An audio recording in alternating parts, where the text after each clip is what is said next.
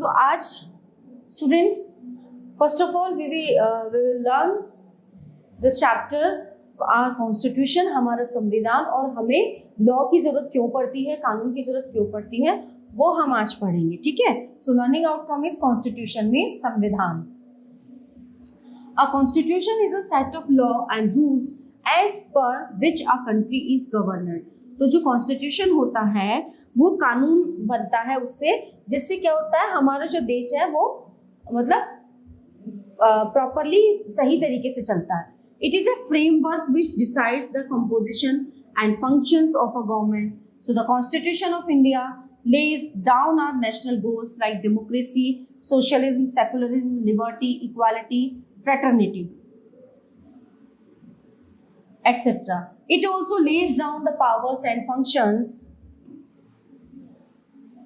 of the government. It defines the rights and duties of the citizens and regulates the relations between the citizens and state. It performs the dual function of regulating the government as well as safeguarding the rights of the citizens. It is our duty to respect our constitution. Our constitution may be in a written form as in India, France and USA, or unwritten as in Great Britain. तो ये पहला संविधान है जो भारत में लिखित रूप में है और जिसको हमें मानना होता है और इसके अकॉर्डिंग ही हमें चलना होता है.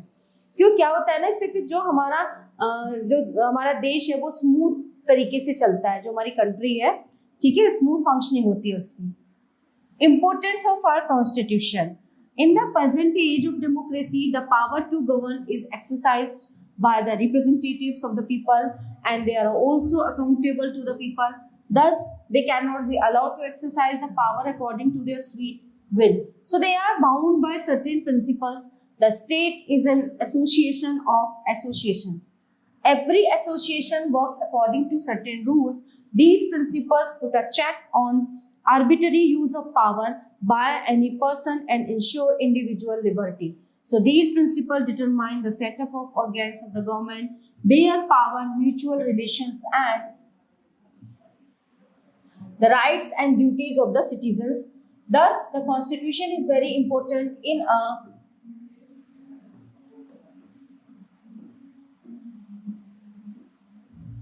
democracy.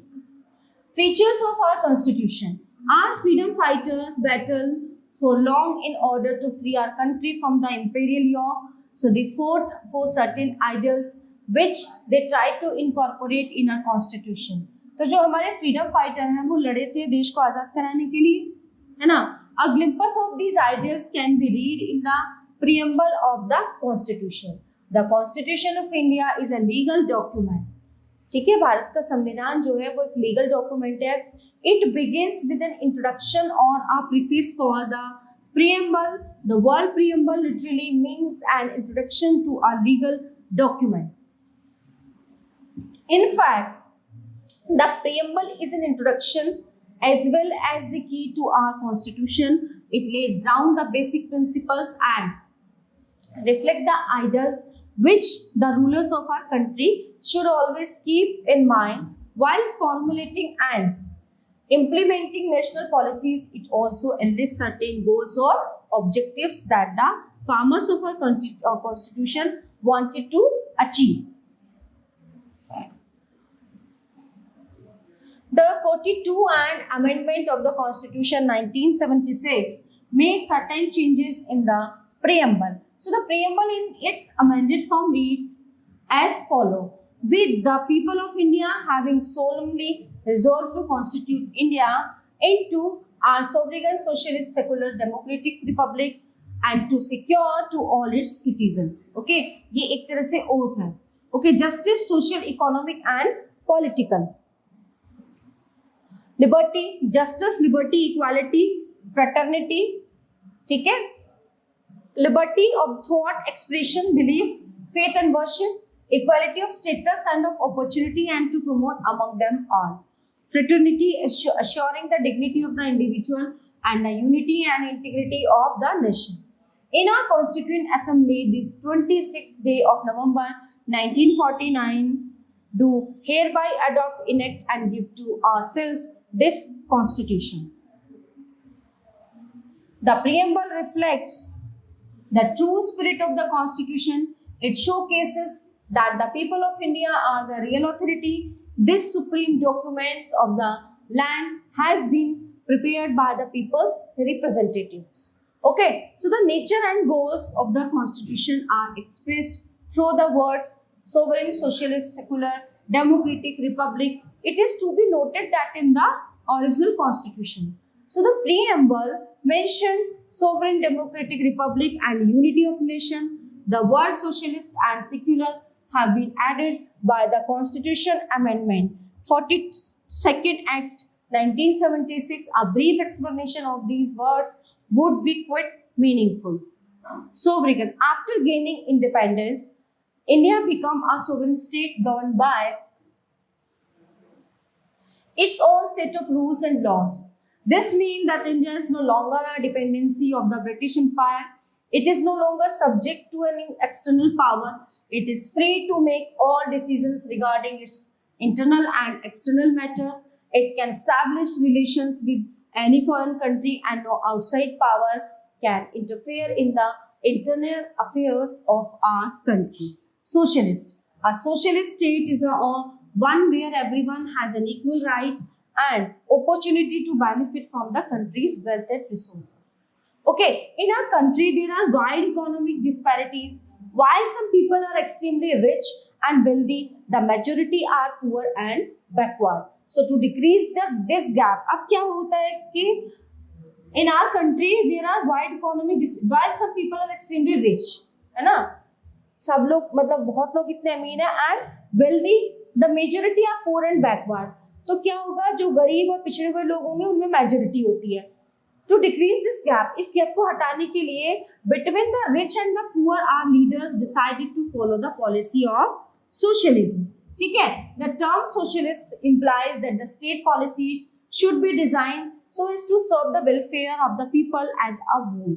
So the distribution of national wealth must be kept even so as the reduced wide disparities in the income of the people. Suitable restrictions should be imposed on the rich people and the interests of the poor and the weaker sections of society should be safeguarded. Secular. People in India follow different faiths like Hinduism, Buddhism, Jainism, Sikh, Christianity and Islam. To maintain communal harmony and the unity of the country, the Indian Constitution has affirmed in the preamble that it is secular. The word secular implies four things. 1. India is not a religious or theocratic state like Pakistan, Iran, Saudi Arabia, etc. It does not discriminate on this basis of religion. The state has no official religion of its own. All Indians have the freedom to profess, practice or propagate any religion which they deem fit to like, but at the same time no individual or group is allowed to carry on communal propaganda or spread hatred and ill will among the various communities.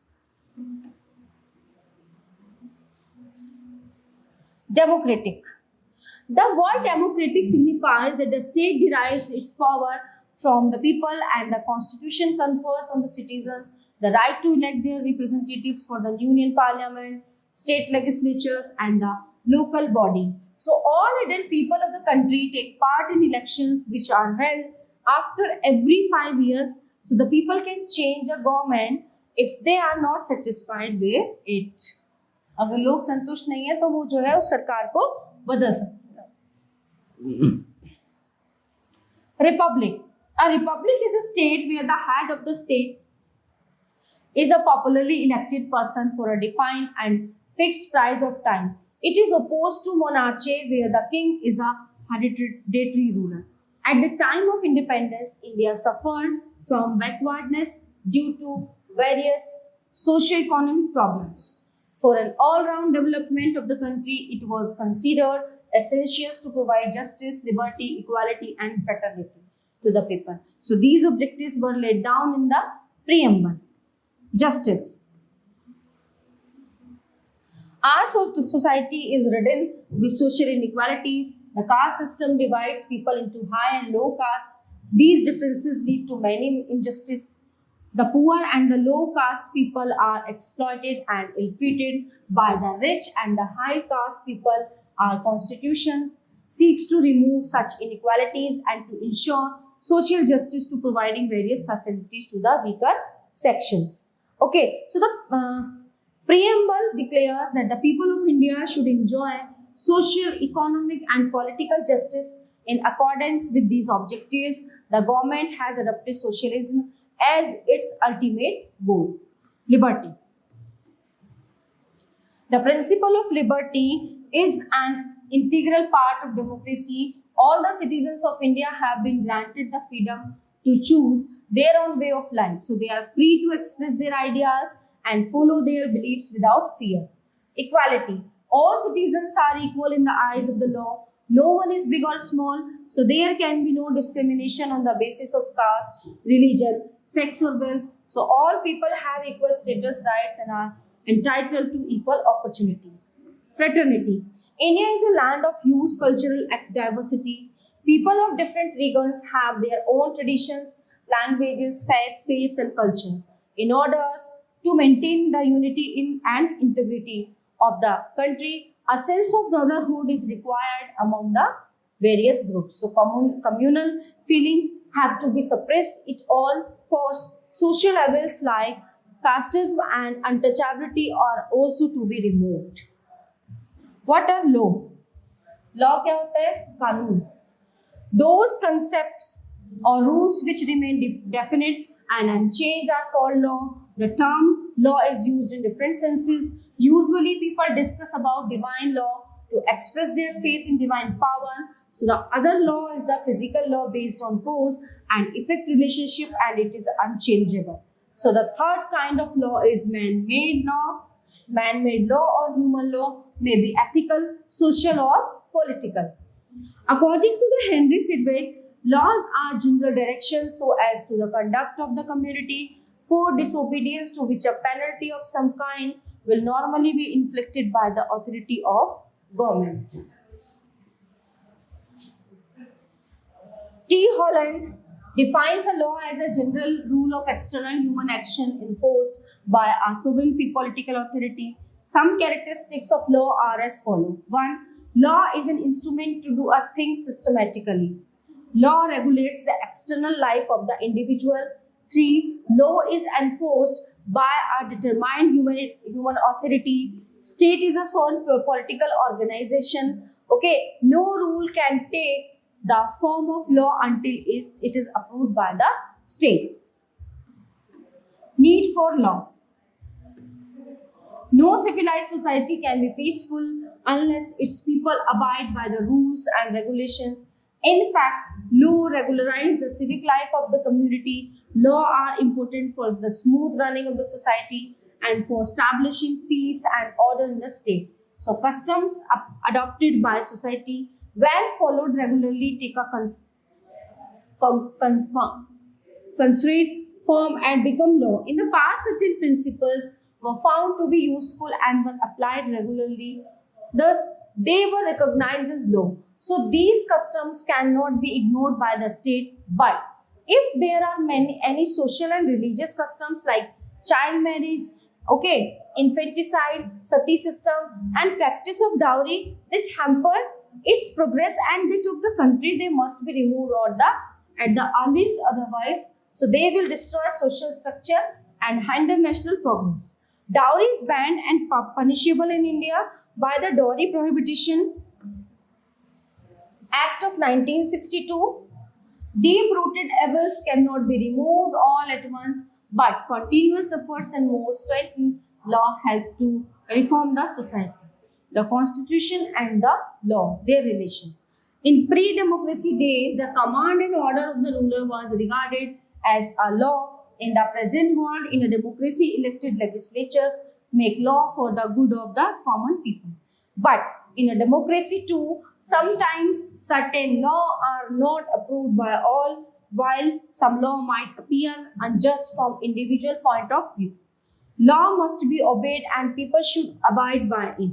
So, however, this does not mean that law should not be opposed, because our personal interest is not involved. If a person feels that a law is harmful to the society, so he must oppose it. Law and dissent.